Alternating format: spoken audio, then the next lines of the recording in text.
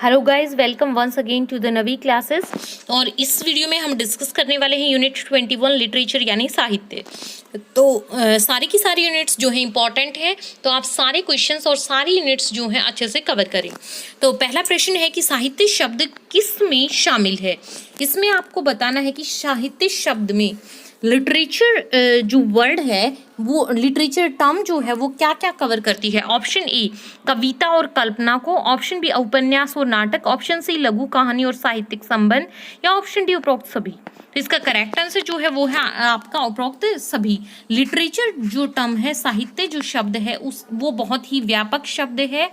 उसके अंतर्गत जो है साहित्य, कविता, कल्पना, नाटक, आलोचना के लिए वो सब के लिए एक आप अम्ब्रेला वर्ड उसको कह सकते हैं। प्रश्न नंबर 2 है डैश एक लेखन हमला है या हास्य और बुद्धि के माध्यम से किसी का मजाक उड़ाता है। इसमें आपको बताना है क्वेश्चन सेकंड में कि राइटिंग अटैक्स या मोक्स को आप क्या कहेंगे, जिसमें किसी को मोक करते हैं थ्रू ह्यूमर एंड विट। तो 4 विकल्प आपके पास है। ऑप्शन ए है कविता, ऑप्शन बी त्रासदी, ऑप्शन सी व्यंग, या ऑप्शन डी उपन्यास। तो इसका करेक्ट आंसर जो है वो है आपका ऑप्शन सी व्यंग। देखिए कुछ शब्द ऐसे होते हैं जो आप इंग्लिश में इजीली कैच कर पाते हैं, तो आप इसको इंग्लिश में याद रख सकते हैं। क्या बोलते हैं उसको? स्टायर। स्टायर उसको बोला जाता है जहां पर किसी का मजाक बनाया जाता है लेखन के माध्यम से। तो अगले प्रश्न की तरफ चलते हैं। प्रश्न नंबर 3 है निम्नलिखित में से कौन सा साहित्य का सबसे पुराना रूप है। लिटरेचर की सबसे ओल्डेस्ट फॉर्म आपको बतानी है क्या है। कविता, लघु कहानी, उपन्यास या नाटक। तो इसका करेक्ट आंसर जो है वो है आपका ऑप्शन ए कविता यानी पोइट्री।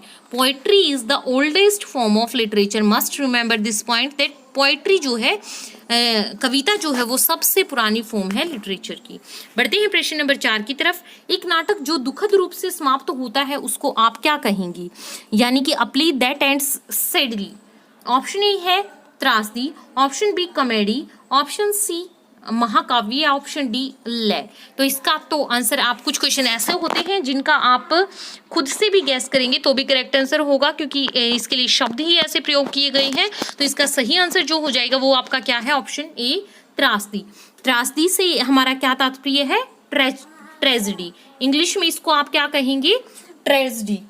तो त्रासदी एक बहुत ही दुखद घटना या स्थिति होती है। यह एक साहित्यिक उपकरण के रूप में एक कहानी या नाटक को दर्शाती है जो एक सराहनीय चरित्र प्रस्तुत करती है जो शक्तिशाली ताकतों का सामना भी करती है। प्रश्न नंबर 5 है इसमें हंसी के साथ एक नाटक है। अगर कोई प्ले है और उसके अंदर किसी प्ले के अंदर लाफ्टर है तो उसको आप क्या कहेंगे? Option A sonnet, option B व्यंग, option C comedy, option D महाकाव्य। तो यही सारे ऑप्शंस आपको कई बार रिपीट होते हुए दिखेंगे, क्योंकि सारी की सारी टर्म्स जो है वो वेरी इंपॉर्टेंट है। तो देखिए हंसी के साथ, लाफ्टर के साथ कोई प्ले एंड होता है तो उसको हम क्या कहेंगे? कॉमेडी। कॉमेडी आप कॉमेडी शोज भी देखते हैं, उस वो क्या होता है? लाफ्टर शोज वो होते हैं। कॉमेडी कल्पना की एक ऐसी शैली है जो आमतौर पर हास्य या मनोरंजक होने के उद्देश्य से किसी भी काम को संदर्भित करती है।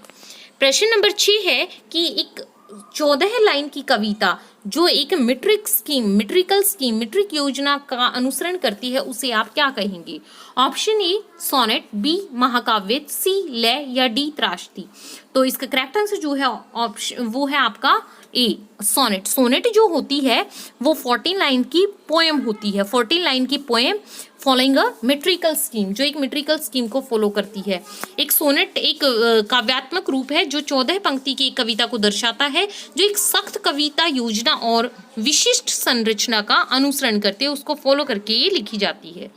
प्रश्न नंबर 7 है उपन्यास और उपन्यासकार की जोड़ी को पहचाने जो सही ढंग से मेल नहीं खाता। आपको ऐसे नॉवल और नॉवेलिस्ट का नाम बताना है जो करेक्टली मैच्ड नहीं है, कि मतलब वो नॉवल जो है उस नॉवेलिस्ट के द्वारा नहीं लिखा गया, ऐसा विकल्प आपको चुनना है। ऑप्शन ए है कि गर्व और पूर्वाग्रह novel by Jane Austen, option B है Clarissa by Richardson, option C है भारत में एक मार्ग, पैसेज टू इंडिया, और इसका राइटर जो है वो यहाँ पर पता नहीं कैसे स्किप हो गया। इसके लिए ऑप्शन दिया था फॉरेस्टर FORESTER, फॉरेस्ट, इसके लेखक। या option D heart of darkness by George Eliot. तो इसका करेक्ट आंसर आपको चुनना था, तो वो है आपका ऑप्शन डी।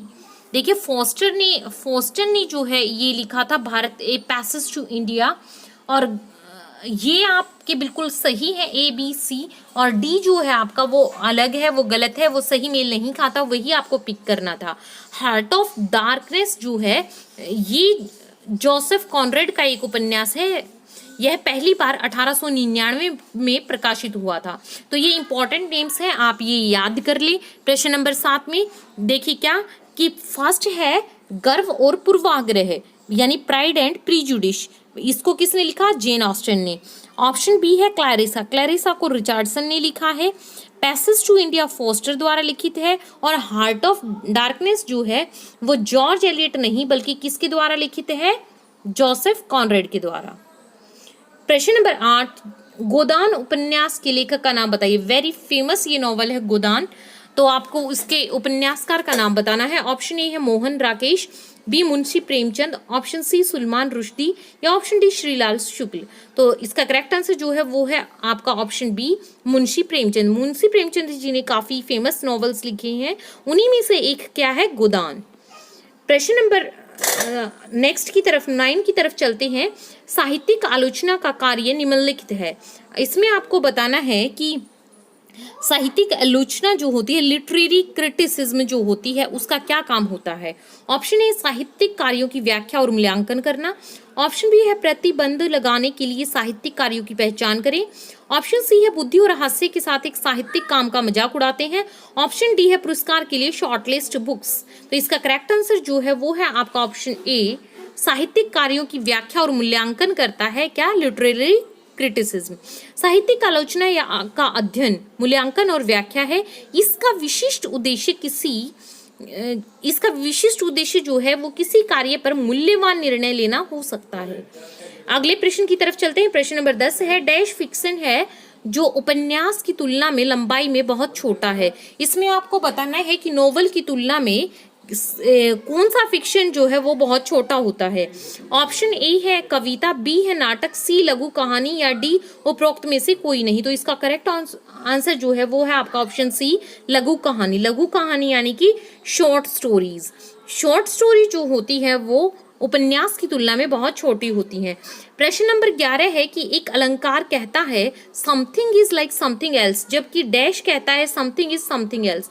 आपको बताना है कि आपने अलंकार भी किए होंगे हिंदी में, तो कौन सा अलंकार जो ये कहता है कि जो something is like something else, किसी चीज की दूसरी चीज से वैसे तुलना करता है कि वो ऐसी दिखती है। और कौन सा अलंकार आपको बताना है कि ये कहता है कि समथिंग इज समथिंग एल्स, मतलब किसी और का रूप ही उसको दे देता है। तो इसका करेक्ट आंसर जो है वो है आपका ऑप्शन ए, उपमा अलंकार। उपमा मतलब तुलना, तुलना किसी और से की जाती है। और ऑप्शन दूसरा जो है आपका कि कौन सा अलंकार बोलता है कि समथिंग इज समथिंग एल्स, तो रूपक अलंकार जो है वो किसी दूसरी वस्तु का उसको पूर्णता रूप दे देता है। प्रश्न नंबर 12 है कि शोक कविता क्या दर्शाती है। प्रश्न नंबर 12 में आपसे पूछा गया है जो कि शोक कविता मतलब कि एलेजिक जो पोएट्री है आपकी वो क्या दर्शाती है। ऑप्शन ए है आनंद और खुशी, ऑप्शन बी नए विचारों को, ऑप्शन सी अपार प्रेम या किसी का नुकसान। तो इसका करेक्ट आंसर जो है आपका वो है आपका ऑप्शन डी, किसी के नुकसान को, किसी की हानि को जो है वो शोक के माध्यम से दर्शाया जाता है। प्रश्न नंबर 13 है कि नोबेल पुरस्कार पाने वाले पहले भारतीय का नाम आपको बताना है। 4 विकल्प आपको दिए गए हैं, मुंशी प्रेमचंद, महात्मा गांधी, रविंद्रनाथ टैगोर या स्वामी विवेकानंद। तो इसका करेक्ट आंसर जो है वो है आपका ऑप्शन सी, रविंद्रनाथ टैगोर। रविंद्रनाथ टैगोर ऐसे पहले भारतीय हैं जिनको नोबेल पुरस्कार से सम्मानित किया गया था। उन्हें 1953 में कविताओं के एक संग्रह गीतांजलि, क्योंकि देखिए गीतांजलि जो है it is a famous book जिसमें बहुत सारी पोएम्स हैं, तो गीतांजलि के राइटर का भी नाम आपसे पूछा जा सकता है, कौन है? रविंद्रनाथ टैगोर। और उनको किस वर्ष में नोबेल पुरस्कार मिला? 1913 में मिला, और सबसे पहले वो भारतीय हैं जिनको नोबेल पुरस्कार मिला। गीतांजलि को उनकी सबसे सिफारिशी काम के लिए साहित्य के नोबेल पुरस्कार से सम्मानित किया गया था। प्रश्न नंबर 14 है कि पैराडाइज लॉस्ट एक महाकाव्य है जिसे किसने लिखा है? पैराडाइज लोस्ट के आपको इसके राइटर का नाम बताना है। John Milton, Patrick white, Margaret Atwood या वीसी नायपॉल। तो इसका करेक्ट आंसर जो है वो है आपका option A, John Milton. John Milton ने जो है ये फेमस महाकाव्य जो है, एपिक जो है वो लिखा है। प्रश्न नंबर 15 की तरफ चलते हैं। 15वां प्रश्न है, निम्नलिखित लेखकों में से कौन सा उस देश के साथ सही ढंग से नहीं जोड़ा गया है, मतलब अपनी उसकी ओरिजिन के साथ नहीं जोड़ा गया है, वो आपको बताना है। होमर ग्रीस से, डांटे इटली से, सलमान रुश्दी ईरान या जॉर्ज एलियट इंग्लैंड। तो इसका करेक्ट आंसर जो है वो है आपका ऑप्शन सी। देखिए सी जो है वो सही ढंग से मैच नहीं खाता। होमर जो है वो ग्रीस से ही संबंधित है, डांटे इटली से, जॉर्ज एलियट जो है वो इंग्लैंड से संबंधित है, लेकिन सलमान रुश्दी जो है ये एक ब्रिटिश भारतीय उपन्यासकार है जिनका जन्म मुंबई में हुआ था और इन्होंने मिडनाइट चिल्ड्रन और द सैटेनिक वर्सेस ये जो है इन्होंने फेमस नॉवेल्स लिखे थे। तो आपको ये फेमस कुछ मैंने उपन्यासकार बताए हैं, ये आपको याद रखने हैं किस कंट्री से बिलोंग करते हैं। प्रश्न नंबर 16 है, 19वीं सदी के पहले 3 दशकों के बाद की अवधि को क्या कहा जाता है? तो 19वीं सदी जो है, 19th सेंचुरी जो है उसकी आपको बताना है कि फर्स्ट 3 डिकेड्स के पहले 3 दशकों के पीरियड को क्या कहा जाता है? दास अवधि, विक्टोरियन अवधि, स्वर्णकाल या चांदी की अवधि। तो इसका ये भी बहुत इंपॉर्टेंट क्वेश्चन है, इसको क्या कहा जाता है? Victorian period. तो बढ़ते हैं अगले प्रश्न की तरफ जो कि है प्रश्न number 17। The old man and the sea के लेखक का नाम आपको बताना है कि क्या है। द ओल्ड मैन एंड सी के इस उपन्यास के लेखक का नाम आपको बताना है। तो इसका करेक्ट आंसर जो है वो है आपका option C, Hemingway. Ernest Hemingway एक अमेरिकी उपन्यासकार है, तो आपको इनकी कंट्री का भी नाम साथ में याद रखना है। वो लघु कथा लेखक, पत्रकार और खिलाड़ी थे। प्रश्न नंबर 18 की तरफ चलते हैं, देखते हैं प्रश्न नंबर 18 क्या है। ये 18वां प्रश्न जो है इस यूनिट का लास्ट इंपॉर्टेंट क्वेश्चन है और सारे के सारे क्वेश्चन अगर आपको जैसे क्योंकि राइटर्स के नाम यहाँ पर ज़्यादा आए हैं, पोइट्स के नाम आए हैं और नॉवेल्स के नाम आए हैं, तो आप इनको इस यूनिट को आप दोबारा भी व्यू कर लीजिएगा एग्जाम देने से पहले। तो क्वेश्चन नंबर 18 है, साहित्यिक आलोचना के संबंध में निम्नलिखित में से कौन सा कथन जो है वो सही है? ऑप्शन ए है, यह एक प्रशंसात्मक तरीके से कविताओं, नाटकों और उपन्यास के बारे में बात करता है। ऑप्शन बी कहता है यह साहित्यिक कार्यों के गुणों और अवगुणों की जांच करता है। सी ऑप्शन कहता है यह सौंदर्य निर्णय के क्षेत्र में काम करता है। ऑप्शन डी कहता है उपरोक्त सभी। तो उपरोक्त सभी जो है आपका बिल्कुल करेक्ट आंसर है। साहित्यिक आलोचना जो है, लिटरेरी क्रिटिसिज्म जो है वो उसके बारे में तीनों के तीनों कथन जो थे ABC वो बिल्कुल सही है। तो इसी के साथ ये यूनिट का डिस्कशन हमारा कंप्लीट होता है। नेक्स्ट यूनिट भी जल्दी ही आएगी। Stay tuned with us and you must press bell icon for getting notifications, ताकि आपको जो भी नेक्स्ट वीडियो आती है आपकी उसको जल्दी से आपको नोटिफिकेशन मिले। तो बेल आइकन प्रेस करके नोटिफिकेशंस को आप ऑन कर सकते हैं। और आपने अभी तक भी चैनल सब्सक्राइब नहीं किया है तो आप चैनल को सब्सक्राइब कर लीजिए। Thank you.